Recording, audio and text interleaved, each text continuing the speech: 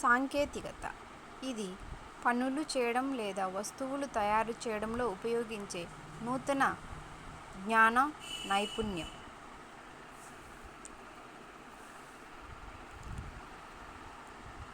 సమయం, సాంకేతికత అనేవి వస్తువులను వనరులుగా మార్చగల రెండు ముఖ్యమైన అంశాలు. ఈ రెండు ప్రజల అవసరాలకు సంబంధించినవి. ప్రజల ఆలోచనలు, జ్ఞానం, ఆవిష్కరణలు మరిన్ని నూతన వనరులు సృష్టికి దారితీస్తాయి. కనుక ప్రజలే అత్యంత ముఖ్యమైన వనరు. ప్రతి ఆవిష్కరణ అనేక ఇతర ఆవిష్కరణలకు దారితీస్తుంది.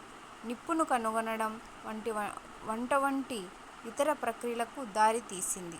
చక్రం యొక్క ఆవిష్కరణ అంతిమంగా అనేక కొత్త రవాణా విధానాల అభివృద్ధికి దారితీసింది. వేగంగా ప్రవహించే నీటిలోని శక్తి జల విద్యుత్తుగా మార్చే సాంకేతికత దాన్ని ఒక ముఖ్యమైన వనరుగా మార్చింది. వనరులు రకాలు. వనరులను సాధారణంగా సహజ, మానవ నిర్మిత మానవ వనరులుగా వర్గీకరించవచ్చు. సహజ వనరులు ప్రకృతి నుండి సహజంగా లభిస్తూ ఎక్కువ మార్పులకు లోను కాకుండా ఉపయోగించబడే వనరులను సహజ వనరులు అంటారు. మనం పీల్చే గాలి, నదులు, సరస్సులలో నీరు, నేలలు, ఖనిజాలు అన్నీ సహజ వనరులే. వీటిలో అధిక శాతం ప్రకృతి ఉచిత ప్రసాదితాలు. వీటిని నేరుగా ఉపయోగించవచ్చు.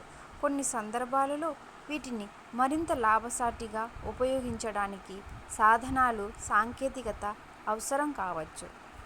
సహజ వనరులను స్థూలంగా పునరుత్పాదకం కాని వనరులుగా వర్గీకరించవచ్చు. పునరుత్పాదక వనరులు అంటే పునరుద్ధరించబడేవి లేదా త్వరగా భర్తీ చేయబడేవి. వీటిలో సౌరశక్తి, పవనశక్తి వంటివి అపరిమితమైనవి. మానవ కార్యకలాపాల వల్ల ప్రభావితం కావు. కానీ నీరు, నేల, అడవి వంటి కొన్ని పునరుత్పాదక వనరులను నిర్లక్ష్యంగా వినియోగించడం వలన కలిగే ఫలితం వాటి నిల్వలపై పడుతుంది. నీరు అపరిమిత పునరుత్పాదక వనరుగా కనిపిస్తుంది. కానీ సహజ నీటి వనరుల కొరత, నీరు ఎండిపోవడం నేడు ప్రపంచంలోని అనేక ప్రాంతాలలో ప్రధాన సమస్యగా ఉంది. పునరుత్పాదకం కాని వనరులు అంటే పరిమిత నిల్వలు గలవి. ఒకసారి ఈ నిల్వలు తరిగిపోతే వీటిని పునరుద్ధరించడానికి లేదా తిరిగి ఏర్పడటానికి కొన్ని వేల సంవత్సరాలు పట్టవచ్చు. ఇవి తిరిగి ఏర్పడటానికి పట్టే కాలం మానవ జీవితకాలం కంటే చాలా ఎక్కువ.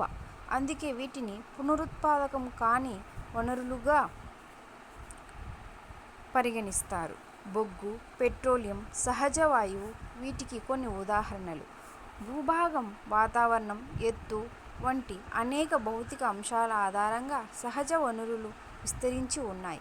భూమిపై ఈ అంశాల విస్తరణ భిన్న ప్రాంతాలలో భిన్నంగా ఉండటం వలన ఈ వనరుల లభ్యత కూడా అన్ని ప్రాంతాలలో ఒకే విధంగా ఉండదు.